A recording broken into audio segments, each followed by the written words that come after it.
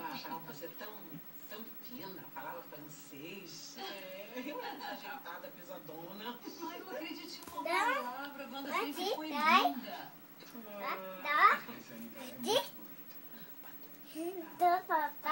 Obrigada, muito bom de ouvir isso.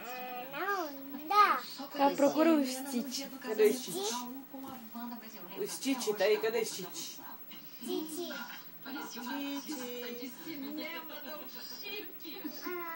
Acha o Stitch aí pra mãe. Exagero. A Wanda era muito mais divertida, muito mais alegre do que eu, muito mais animada. Procurei no Disney Channel. Adorava a companhia dela. Você se lembra de um dia que você me fez ter uma festa de riso dentro de um cinema? Não, aquilo foi um horror. Eu tô falando que eu era desajeitada. Pisei no pé de uma senhora gorda, começou a implicar comigo, chamou de gente, eu já fui pra fora.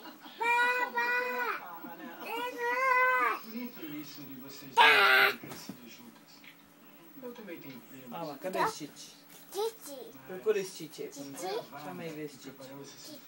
Acho que a Helena O Stitch. deveria ter ciúmes dela, porque está uma maravilha. Allora per un'altra volta, grazie. Per favore,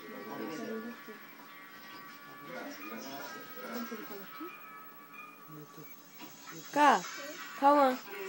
Cá, entra no YouTube. No YouTube. Cadê o YouTube? Procura lá o YouTube, mamãe. YouTube. Onde tá o YouTube? Entra no YouTube.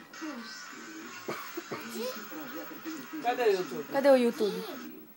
Nem é da sua área, e depois você me avisou que te interromper em poucas horas só para ter... Cadê o YouTube? É o YouTube? YouTube, né? Isso que eu estou depois. Olha o YouTube. Puta merda, hein? Esse moleque é foda. Vou para o